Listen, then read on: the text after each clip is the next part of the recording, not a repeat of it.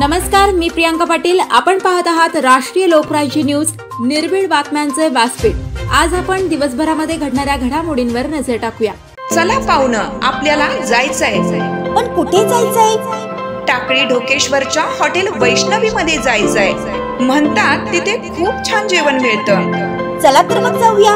पारनेर तालुक्यातील टाकळी ढोकेश्वर येथील सुप्रसिद्ध हॉटेल म्हणजे वैष्णवी हॉटेल. या हॉटेलची चवच लई न्यारी. पाहुणं, एकदा या. हॉटेलची चवच लई न्यारी. अस्सल मांसाहारी प्रेमींच्या जिभेचे चोचले आता पूर्ण होणार. ते फक्त हॉटेल वैष्णवी मध्ये. या ठिकाणी सर्व प्रकारच्या पार्टीच्या ऑर्डर स्वीकारल्या जातील. प्रोप्रायटर संतोष रंगनाथ ठाणगे. संपर्कासाठी मोबाईल नंबर 8830578505. या हॉटेलचा पत्ता नगर कल्याण हायवे, पारनेर चौक, टाकळी ढोकेश्वर, तालुका पारनेर, जिल्हा अहमदनगर. दिनांक 25 ऑगस्ट 2024 रोजी कर्जत जामखेड या मतदारसंघातील खूप मोठ्या प्रमाणावर नागरिक हे पुणे शहरामध्ये नोकरी व्यवसाय निमित्त वास्तव्यास आहेत व त्यातील माननीय आमदार रोहितदादा पवार यांच्या कोर टीम मध्ये असलेले महत्त्वाचे कार्यकर्ते यांच्याबरोबर संवाद साधण्याकरिता हा स्नेह मेळावा महालक्ष्मी मंगल कार्यालय, राजाराम ब्रिज जवळ, कर्वेनगर, पुणे या ठिकाणी आयोजित करण्यात आला होता. या कार्यक्रमाचे प्रमुख उद्दिष्ट कर्जत जामखेड मतदारसंघातील मतदारांपर्यंत पोहोचून मतदारांच्या समस्या जाणून घेणे व जास्तीत जास्त मतदारसंघातील मतदारांपर्यंत पोहोचून कर्जत जामखेड मतदारसंघावर आपली पकड मजबूत ठेवण्यासाठी बांधणी बांधतानाचे चित्र पाहायला मिळाले. या कार्यक्रमाला लहान थोर, बंधू भगिनी अशा अनेक वर्गातील लोक उपस्थित होते. नमस्कार, राष्ट्रीय लोकराज्य न्यूज पुणे येथे आपलं स्वागत करतो. आज इथे आपण पाहता माझ्या पाठीमागे रोहितदादा पवार यांचा आज कोर टीम यांच्याशी घेतलेला संवाद आणि हा संपर्क मेळावा आपण थेट जाणून घेऊया की आज हा संपर्क मेळावा कशासाठी जाणून घेतलेला आहे आणि याचे काय उद्दिष्ट आहे. पवार यांचं या कार्यक्रमाच्या ठिकाणी आगमन झालेलं आहे.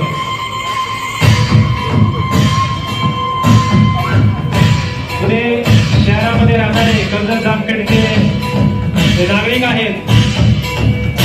या सर्वांच्या वतीनं रोहितदादांच्या टाळ्यांच्या कडकडात आपण स्वागत करायचं आहे. सर्वांनी टाळ्यांच्या कडकडामध्ये रोहितदादांचं स्वागत करायचं आहे. आपल्या कर्जत जामखेडची ओळख महाराष्ट्र आणि देशामध्ये यांच्यामुळे झाली.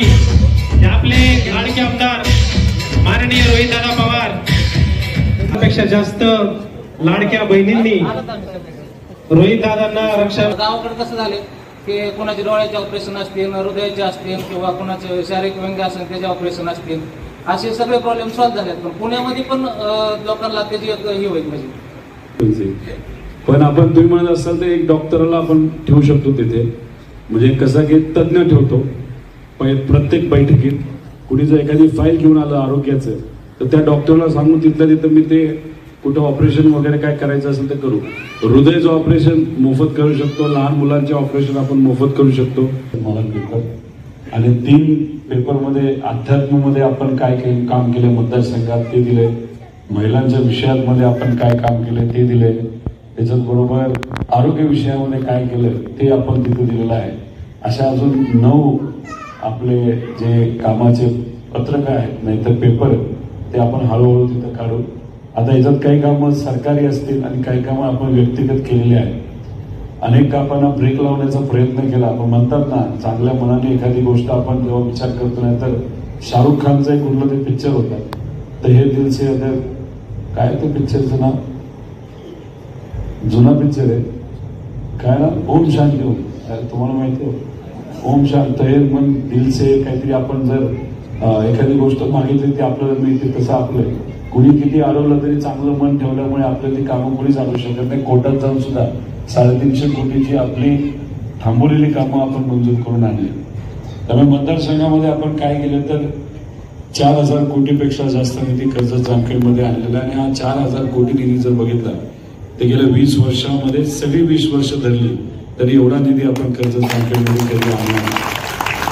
आपल्याला काम कसं करावं लागतं सांगतो.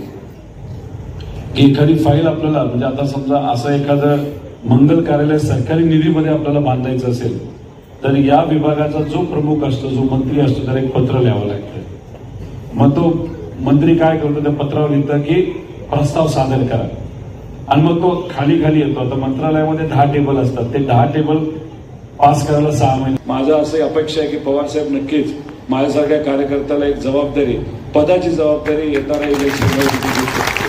त्यामुळे त्या जबाबदारी आल्यानंतर जे काही अनुशेष आहे इतर जो आपल्याला आता शेतीचं पाणी मी बऱ्यापैकी 70% काम आपण मंजूर केलेलं, फक्त MIDCचा धास्ती इतकी माझ्या मनामध्ये बसली की मी MIDC बद्दल बोललो आणि माझ्या विरोधकांनी ती थांबवली. त्यामुळे शेतीच्या पाण्याबद्दल मी आज नाही पण जेव्हा आपली आचारसंहिता चालू असेल तेव्हा आपल्या सर्वांना त्या ठिकाणी सांगतो, खास करून जामखेड आणि कर्जतचे 27 का 28 गावं त्याच्यामध्ये आपण घेतलेले आहे. असं आपण सगळं करतो आणि हे करत असताना तुम्ही फक्त तुमचा जुना काळ बघा, तुमच्या क्षमता आहे. दुसरी गोष्ट अशी आहे की गावामध्ये मी लहान असताना, आम्ही जेव्हा शाळेत असताना पासून एक ST येते, सकाळी ST येते आणि रात्री येते. तर सकाळची ST कधी येते कधी नाही येत. आताची परिस्थिती एवढी वाईट आहे, मी काल स्वतः महाराष्ट्राची MD, ST महामंडळाची MD यांच्याशी कॉन्टॅक्ट केलं आणि ती ST काल शनिवारी मुलांना घेण्यासाठी बिलकुल येत नाही. तर 35 मिनिटामध्ये ती ST गावामध्ये पोहोचवली. ज्यांचे सुभाष जगताप साहेब आहेत, त्यांचे PA आहेत जेम्स म्हणून, ते यांच्याही कानावरती ती गोष्ट टाकली होती. परंतु अशा छोट्या छोट्या गोष्टीतून एक मार्ग काढून द्यावा. जो 18-20 वर्षापासूनचा जो प्रॉब्लेम आहे तो कुठेतरी थोडा सुटावा, एवढीच एक अपेक्षा आहे आणि हे हक्काने एक विनंती आहे. एक काय झालंय, करोना काळामध्ये आपल्या बसेस मुंबईला नेल्या होत्या आणि नगरच्या बसेस मुंबईला गेल्यानंतर नगरच्या ज्या बसेस 750 बसेस टोटल, त्यातला आता 250 बसेस ह्या निकामी झाल्यात, राहिल्या 500 बसेस आणि त्याच्यात मग बरंच काही आता सरपंचांनी मार्गदर्शन आणि पाठपुरावा केल्यामुळे तिथं आपण लिंक लाईन ती मागितली होती, ती आचारसंहितेत अडकली होती. आता 40 लाखाची ती सुरू झालेली आहे. तेव्हा लाईटचा प्रश्न सुटेल. पण तुम्ही म्हणता ते बस आपण बघू, रोड तुम्ही निश्चिंत राहा, रोड अख्खा आपण. रोडचा प्रश्न नाही दादा, फक्त बस झाली ना की बसचं काम सगळं. कारण आज 40 ते 45 मुली आहेत ज्यांचा फोटो आणि सर्व कॉल रेकॉर्डिंग मी अक्षय सरांना पाठवलं. आपण त्याचं आंदोलन पण करणार आहे, कारण का बसेस आपल्या तालुक्याला कमी आणि जिल्ह्याला कमी. मी पत्रही दिले मुख्यमंत्र्यांना, ते विभाग त्यांच्याकडे येतो.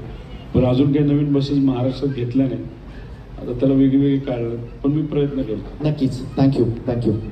पुणे शहर प्रतिनिधी विशाल आडागळे. ताज्या बातम्यांसाठी आणि अपडेट्ससाठी राष्ट्रीय लोकराज्य न्यूज चॅनलला सबस्क्राईब करा, तसेच लाईक आणि शेअरही करा.